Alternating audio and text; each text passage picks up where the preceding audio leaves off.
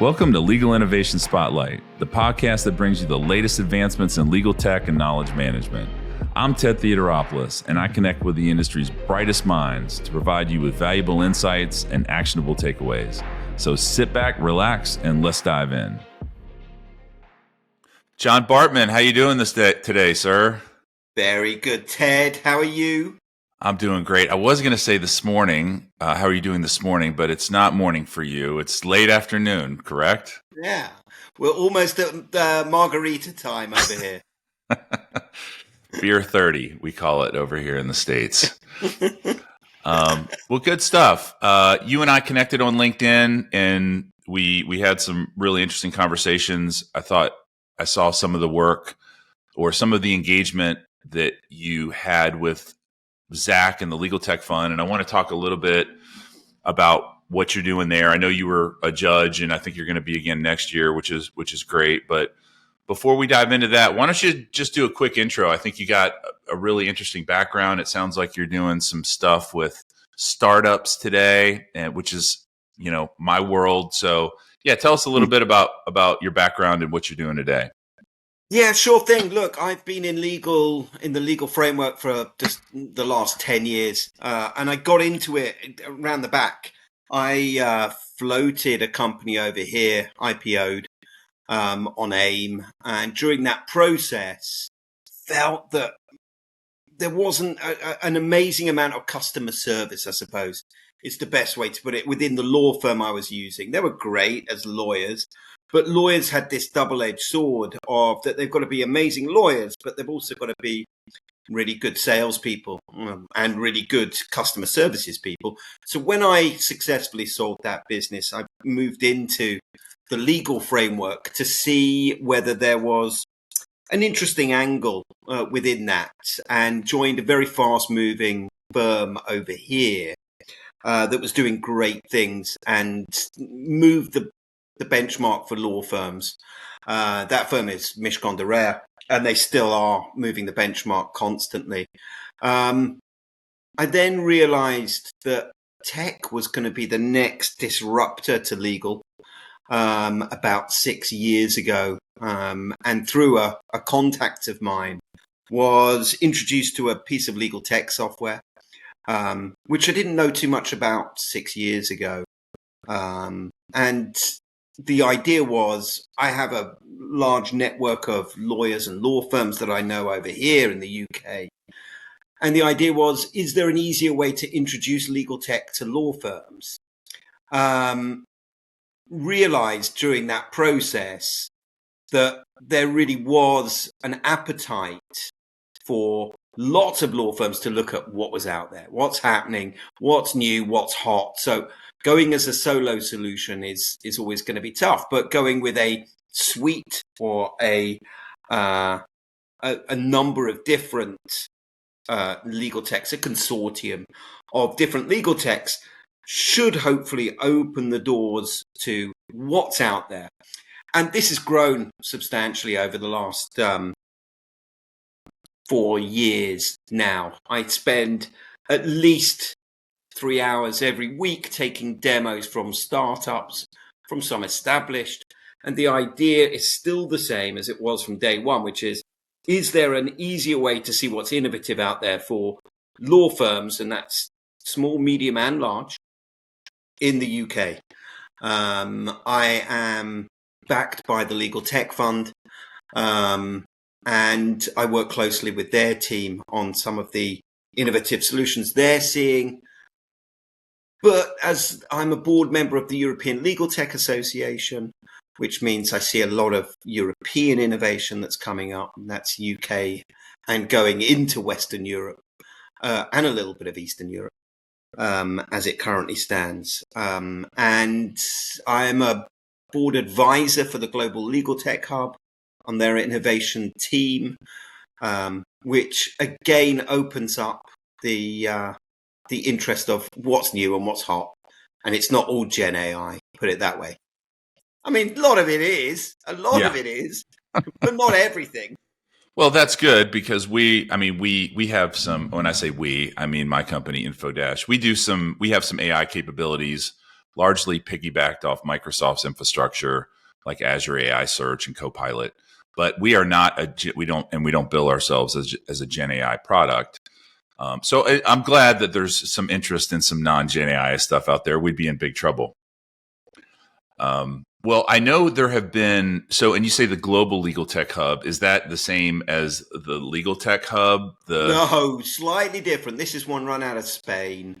Okay. They've got hundreds of members. And the idea is that it's a forum of interesting people, lawyers, and they have 3 or 4 different advisory boards. One's on innovation, which is the one that I sit on. But they also have others on ESG and a number of other advisory boards, as they would call them. Interesting. So I know this has been this problem that you speak of in terms of startups gaining visibility with the right stakeholders at the right law firms. I mean, that this problem exists here too. And I mentioned one, Legal Tech Hub. I think Bob Ambrogi, his law sites, he has like a kind of a directory of legal tech solutions. I feel like TLTF is also, for early stage companies, provides visibility. There were many more. Last year was my first conference, and I was shocked, honestly, at the number of law firm stakeholders that were there, and found that to be very interesting. And we're going to pitch this year because why not? Oh God, yeah. Yeah, it just seems like a great opportunity. Look, it's still my favorite conference of the year. And I said just before we came on to this that I've been to Clock now. I go to Legal Week. I do Legal Geek over here. And they're all great in their own way, but nothing is quite like the TLTF Summit in Miami. Everywhere there's an interesting conversation. You don't have to go look for it. It's not 5,000 people in a room in Las Vegas. It's 350 people spending kind of 3 days together to get to know each other well. So it's without doubt my favorite 3 days of the conference year, put it that way. Yeah, I would actually agree with you on that. And we do a lot of conferences. I think I've already done 6 conferences this year. Oh my God. Yeah. Hard work. It was a busy spring, and some of these were new. We did 2 conferences with Inside Practice, and they have some legal AI stuff, content going on that was great. Legal Week, SharePoint Symposium, ILTA's Evolve, and I know I'm forgetting another one in there. So yeah, it was a busy spring. So we do a lot, and we also do, obviously ILTACon is our big one. Yeah. We do. Look, ILTACon comes at the wrong time of year for me because it's at the end of August always, which is peak summer holidays, school holidays for the UK. So it's kind of one that always gets missed off, but everyone says it's the one to go to. Yeah, it is. I mean, it's so big. It's night and day. It's everything really in opposite. TLTF is very intimate and small and focused, and ILTACon is massive and spectacular. And you can first of all, you talked a little bit about Vegas and Clock.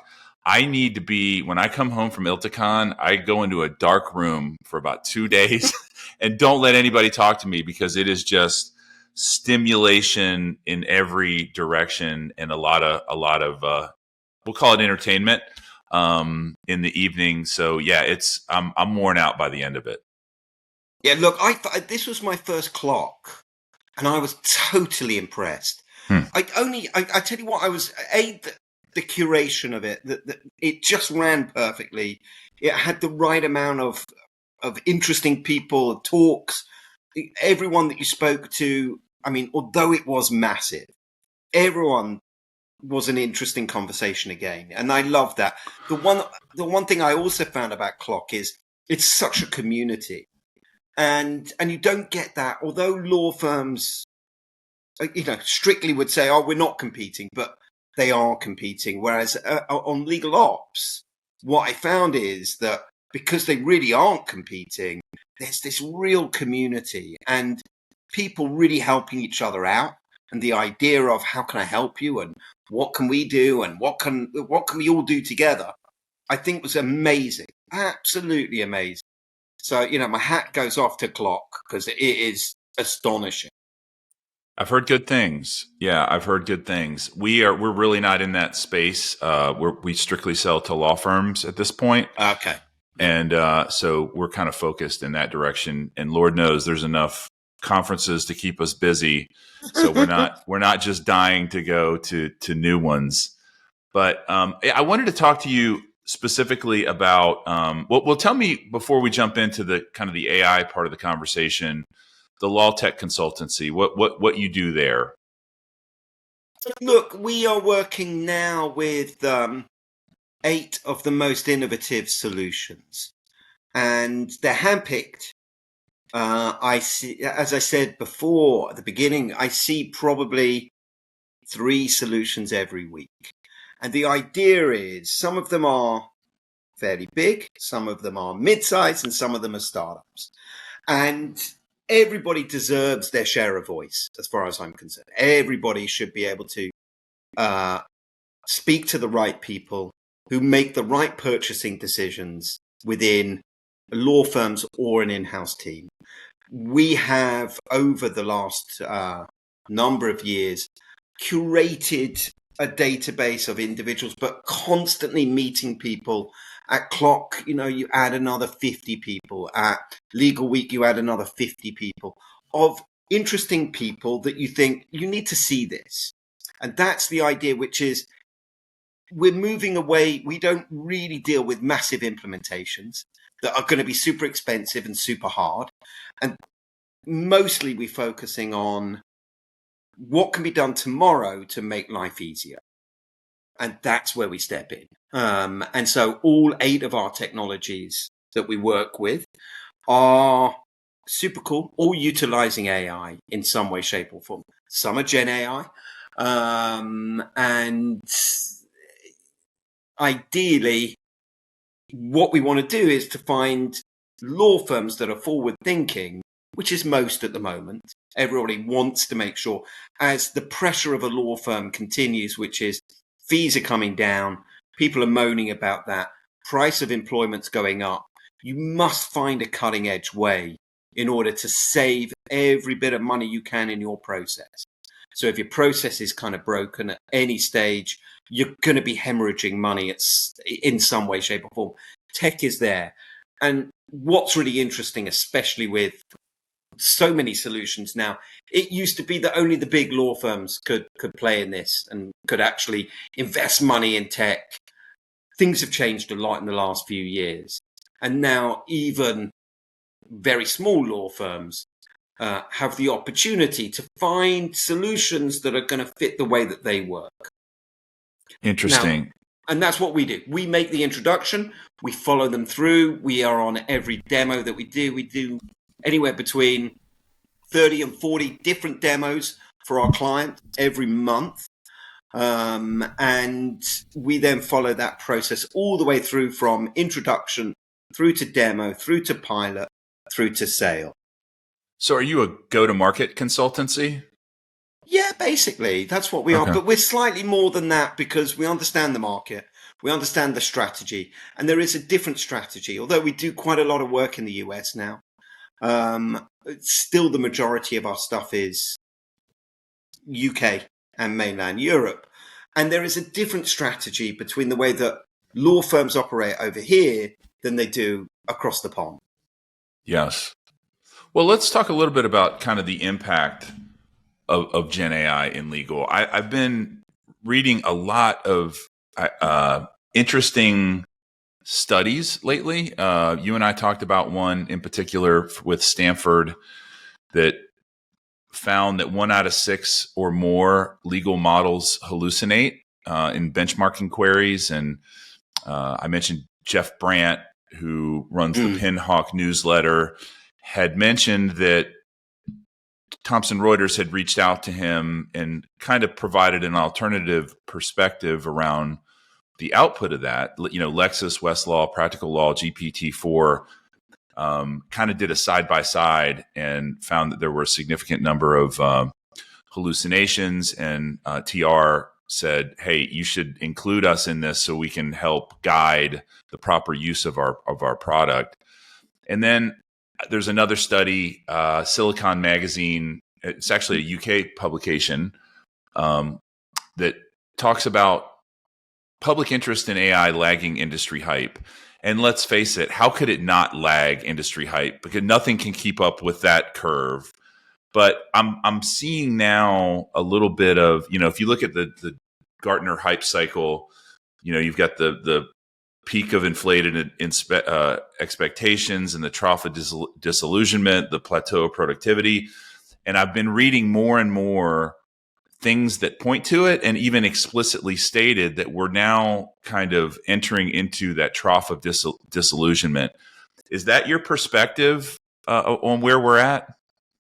Look, it's a really tough one, actually, because the technology is wide-ranging, okay, and everyone needs to sort of understand there are different ways that people are utilizing Gen AI, and some people are getting it with zero hallucinations, and some people, like Jeff Brandt, are getting enormous amounts of hallucinations. We're at the beginning of this journey, and that's, I think the hype was last year. 2023 was, oh my God, it's going to take over. It's going to pass the bar exam, which it did. It didn't when it was GPT-2, and it did when it was 3, and now 4 is even better, and 4.5 is even better than 4, and 6 is going to come out. The issue here is that we don't know where we are on the mountain of going upwards. I still think we're actually at the very bottom. I've been working with Gen AI solutions for 18 months now. I'm going to mention one only because I think that they're amazing, but I've worked with lots of others, but I've worked closely with Spellbook, and Spellbook has just reinvigorated my thought process on how Gen AI can be used for goodness within law firms. And that can be small, medium, and large. Again, that it's a piece of technology that literally traverses the whole of any law firm, whatever your size, because you'll find a use case that's going to work for you. Now, is it the completed solution? No. Does it do an amazing job right now? Yes, it does. Is that going to get better and better as hallucinations, limited though they are? If you use it, I use it pretty much every day. So hallucinations are definitely less and less these days. But the thing is, technology is going to get better and better as we go up the curve and up the mountain, and we're still in the foothills of the mountain. I don't think we're anywhere near the middle or near the top. So to say that certainly the appetite is still there, the excitement may have gone down quite a bit, and it's them finding a way that it works for you and your law firm, which is going to make a difference. Yeah. And I think that maps to the hype, the Gartner hype cycle. And they talk about the plateau of productivity, which is where there's a stronger balance between hype and utility. In the beginning, it's a lot of hype. And then, the pendulum swings in the opposite direction as these solutions get deployed and folks find out the limitations. Yeah. But again, that's kind of the yin and the yang. Over time, those things have a healthy balance. And I think that's it feels like that's where we're going to be headed. I do still think we're dipping, and I still think we have further to go in terms of expectation disappointment, just because there's been so much uninformed enthusiasm. It's amazing technology, but it has limitations, correct? Of course. Yeah, you're exactly right. It's finding what that use, and that's sort of what I said at the beginning of that, which is you have to find your use case for it. What does it work well with? Where can I utilize the technology best, rather than saying, I'm going to bring it in and I'm going to do loads of stuff and it's going to do everything, because it won't do. It's finding the right place for it to sit, making sure that people are using it in the correct way. And again, that comes a lot with implementation and making sure that you have a solution that sits there and guides you. It's not just, we've all got it and that's it.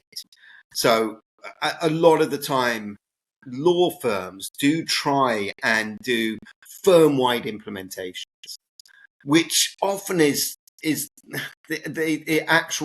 death knell of many of these solutions, because a lawyer's just said, right, we've all bought this and you're going to use it. And that just gets their back up. It means you get less usage. People then say, well, the tool didn't work because they didn't use it. And then the whole implementation goes to pot. And what you need to do is find those pockets. Where is it interesting? Where does it fit? And then make sure that they're using it to then find the next pocket, rather than we're all getting it. I could not agree more. In fact, I post about this frequently with respect to Copilot. M365 Copilot is a great tool. I use it all the time. And I've talked about this many times. The challenge with Copilot is the content that it has access to, right? It's, biggest data sources, SharePoint, and law firms don't keep anything interesting in SharePoint. Now, there's been two announcements. NetDocs and iManage have both announced. I'm trying to get somebody from each company on the show to give us some additional color around that, because I really want to see some detail on how this is going to work and what to expect. But, when I hear about firms going firm-wide Copilot, I cringe a little bit. First of all, are you going to train the entire, these are, and some of these, we have a couple clients that are going down that path. And I'm like, just encouraging a little bit of healthy devil's advocate type of dialogue, and just, how are you going to get these folks trained? I mean, it's a $30 per user per month SKU. So that's a fairly big investment. And, for a 3,000 attorney firm, that's a lot of money. It's a lot of money. It's a lot of money. And of course, it gets the backing of Microsoft. So I think that when you're looking at your suite and you're looking at everything being on 365, everything being on Azure, everything suddenly marries up with each other. Copilot has this beautiful place to sit. It's a general tool, though. It's very all round. And would you spend $30 on 3,000 attorneys? It's a ton of money to spend, near enough $1 million a year, just on a generalist tool. Yeah, I agree with you. I think that that's going to come crashing down as people say, well, I didn't use it, or I tried to and I couldn't do it.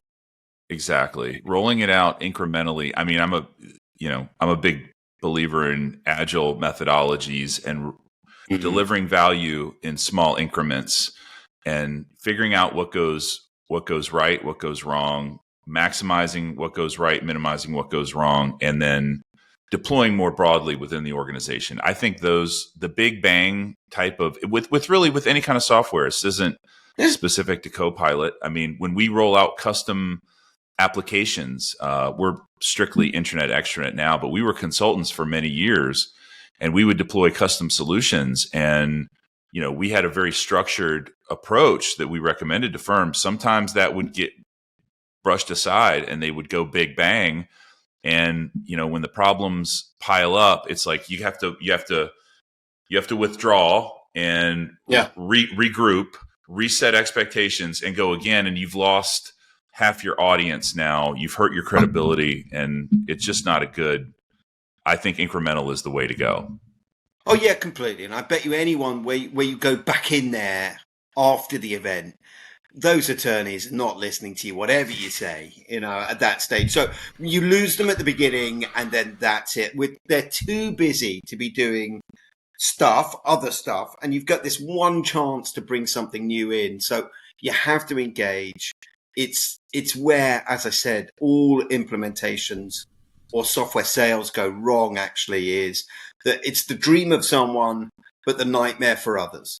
So you must deal with those people where they are tech resistant or they don't want to do something, but they're part of this little group that needs to, because if you engage with them properly and if you engage with them in the right way, you'll have a fan for life. And that's what you're looking for, which is, oh yeah, look, I didn't want to do this and I didn't like it, but they really taught me and they really implemented it in such a way that now I couldn't imagine life without it. Yeah. And so that's where you want to get to. For sure. And, Microsoft has a role to play here. I used to work for Microsoft, and I don't think Yeah, I did. Yeah. 25 years ago, I was on the Access SQL, the database support team. And that's kind of how this whole InfoDash thing got started long, long time ago. So I know the organization. They're not doing anything malicious, but they're there to sell software. And, we've run into situations where we've had Microsoft tell big law firms that they can use SharePoint as a DMS replacement for iManage and NetDocs. Bad idea. I mean, we know I won't say the names, but the names have been well publicized. One is a UK firm who tried to do this, and it went horribly bad. That I've had a scene, and again, it's not malicious. They just don't understand the requirements. But we've also seen this recently with Microsoft telling law firms that they can build an intranet on SharePoint Online out of the box without any third-party tooling.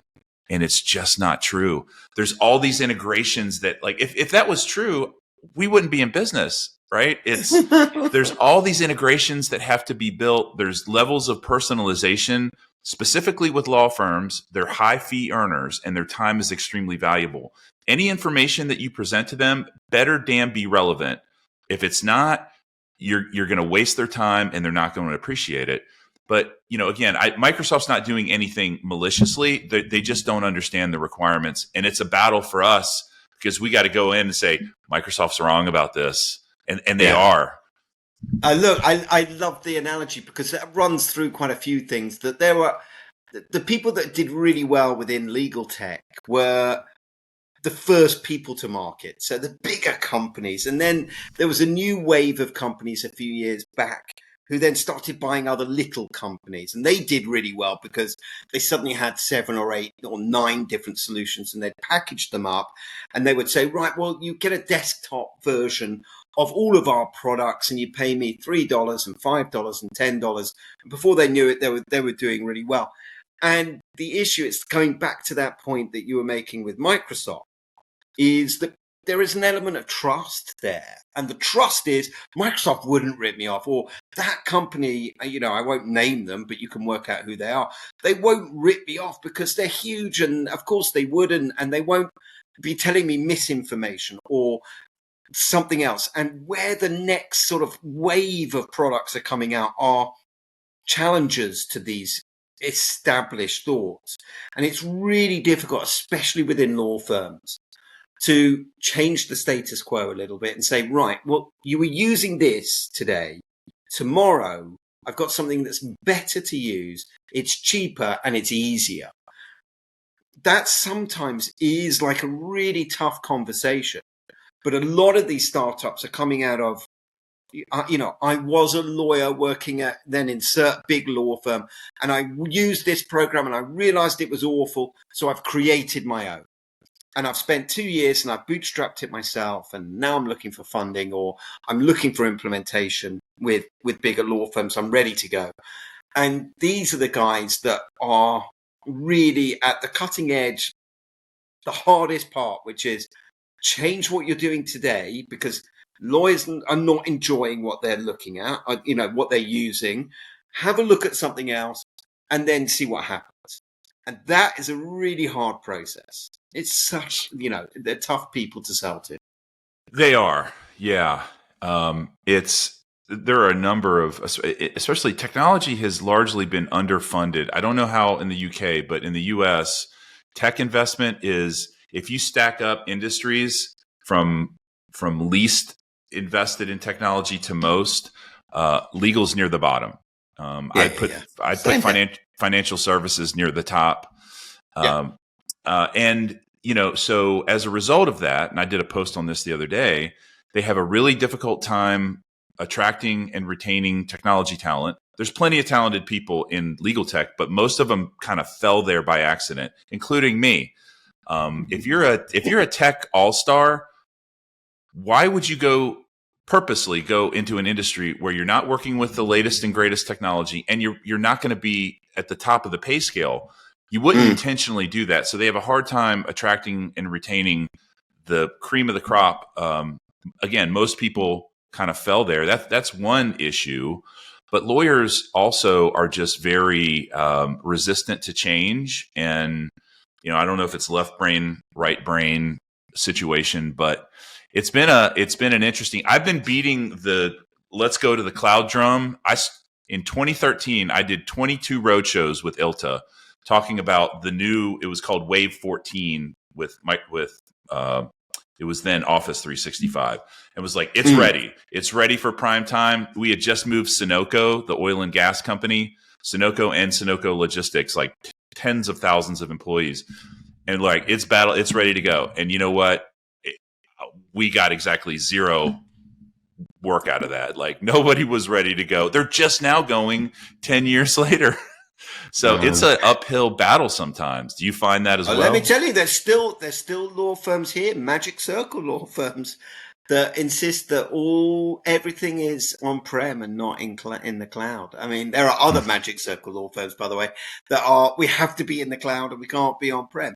But there still is that view out there of, we've got to keep it in our four walls.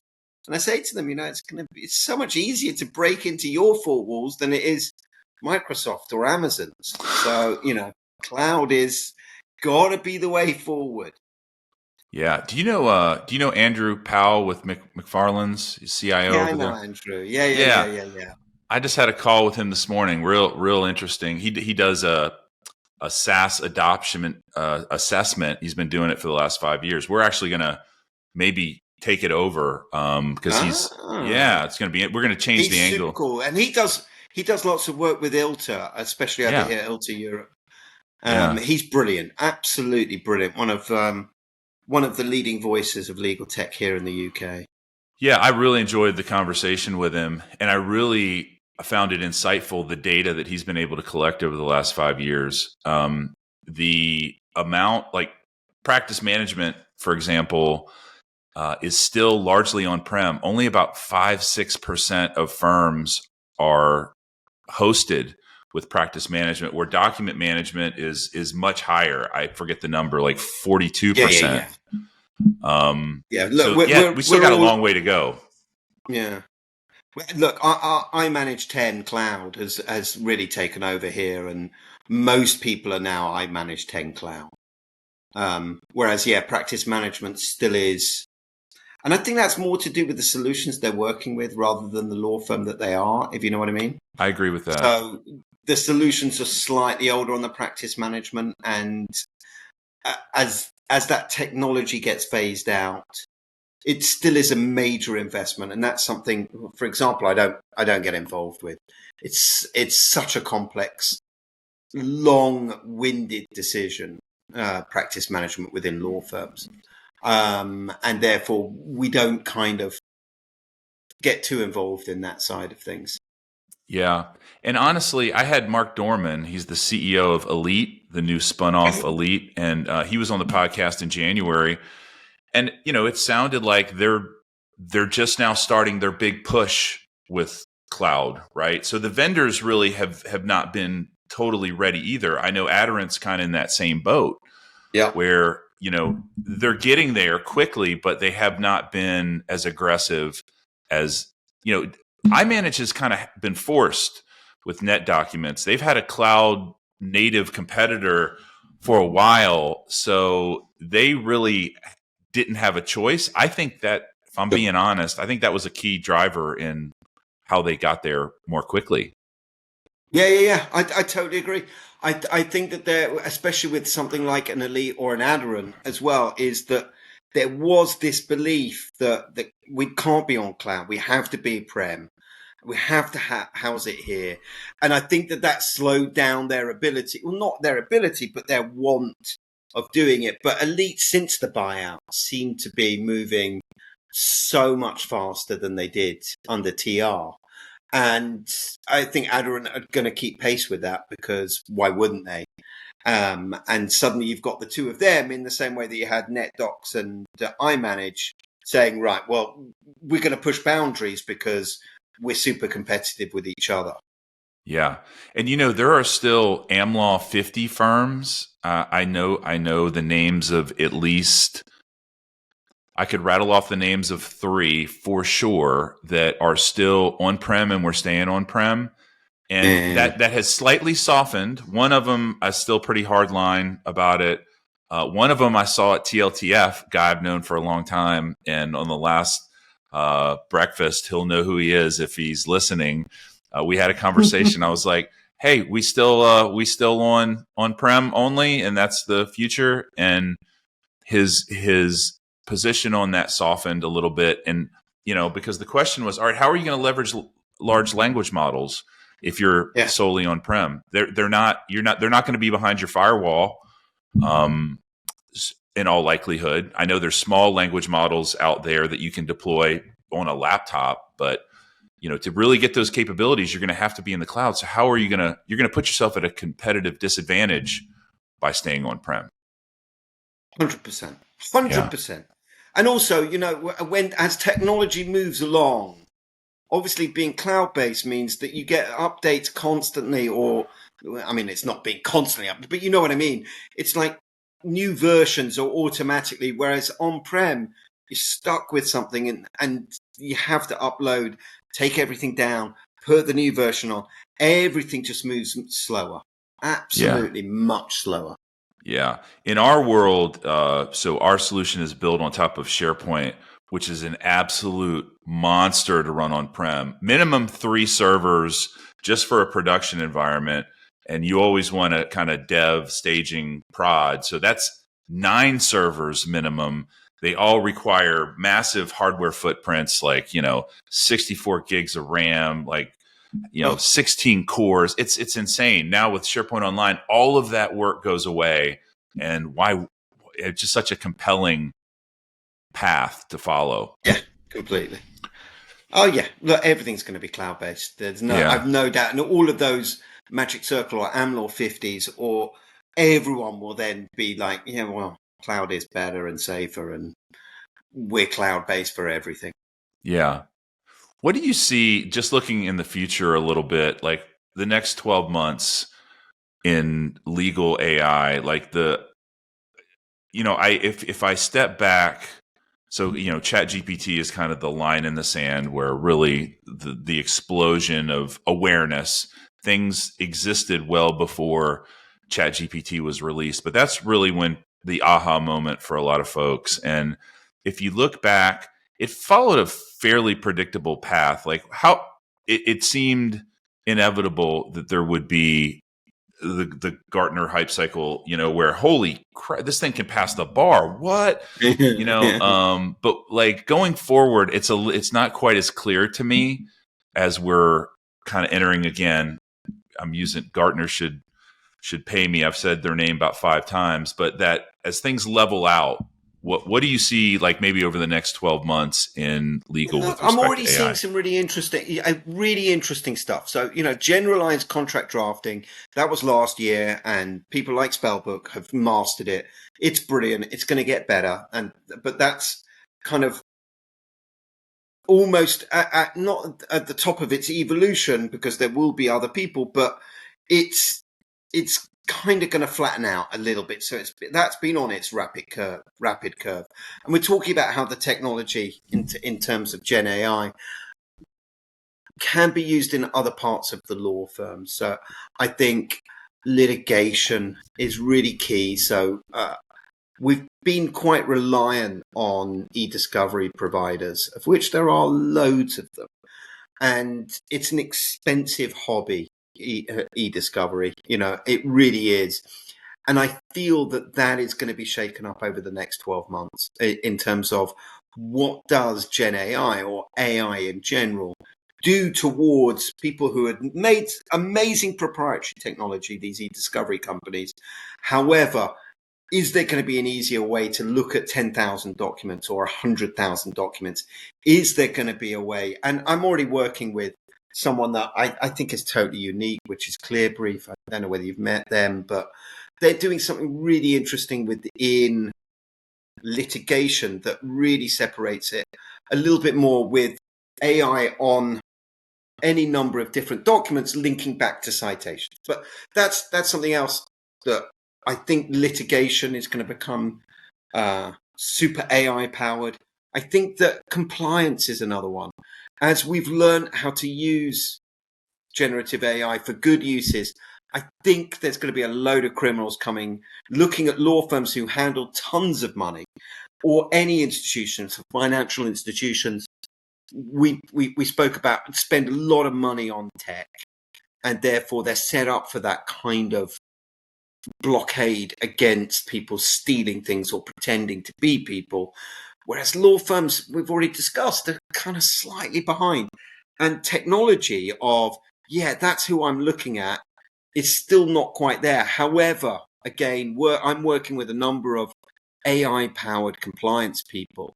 And I think this super interesting part of legal tech kind of crosses reg tech into legal tech. But it's super important to law firms because they're handling client monies. They're constantly having large amounts come in, go out, come in, go out, because that's what law firms do. And criminals have always tried to kind of come after people with money. And the easiest place to come after people with money is going to be law firms.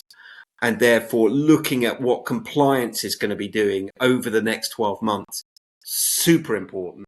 And I kind of seen that for the last few months. So I've followed that through, and I'm working with some really, really cutting edge compliance technology that can be utilized in law firms of horizon scanning and watching what's happening just around the world, but also within the people that they're dealing with within their databases to make sure that they don't get taken for any money at all, or their clients' money doesn't get taken.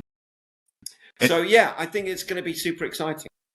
Are you finding more solutions crop up in practice of law areas than business of law? Yeah, look, I think that there's always going to be an interesting mix between those two.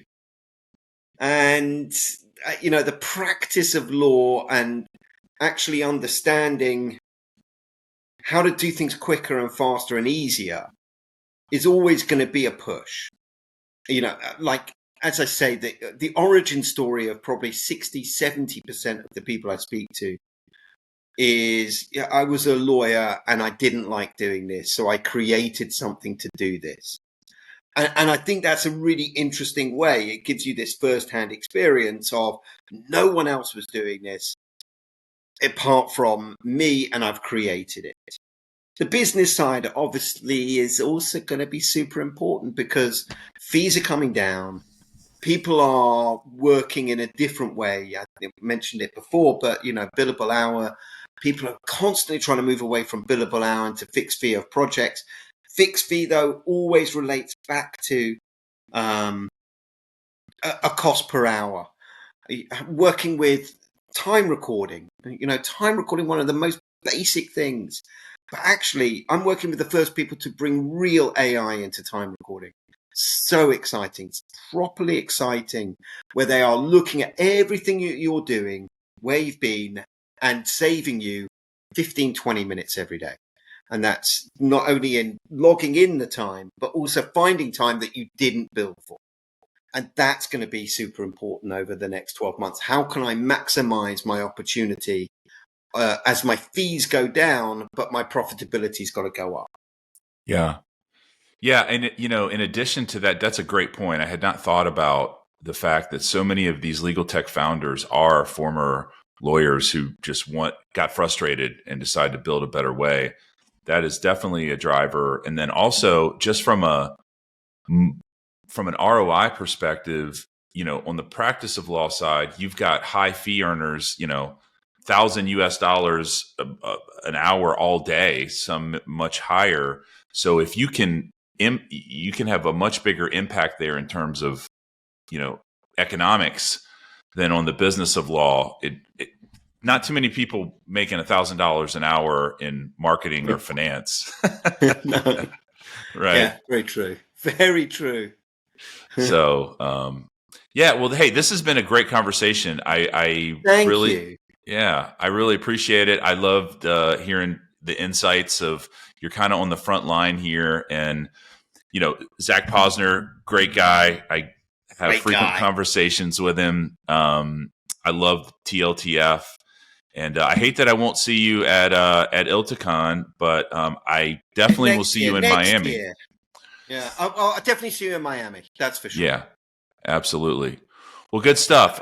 Listen, it's almost time for a margarita over on your side of the pond, so I don't definitely. I don't want to hold that up. It was great chatting with you, and we'll see you in Miami for sure. Definitely. Thank you so much. You're such a great interviewer, and you have interesting views on everything. So it's great to do this with you, especially. So thank you so much. I appreciate that. All right, take care, John. Thank you. Thanks for listening to Legal Innovation Spotlight. If you found value in this chat, hit the subscribe button to be notified when we release new episodes. We'd also really appreciate it if you could take a moment to rate us and leave us a review wherever you're listening right now. Your feedback helps us provide you with top-notch content. Want to dive deeper into the world of legal innovation? Connect with us online at getinfo-.com, where you'll find additional resources and articles. You can also follow us on social media at getinfo- to stay updated on the latest news and insights in the field of legal tech and knowledge management. Once again, thank you for joining us today on Legal Innovation Spotlight, a fireside chat series hosted by InfoDash.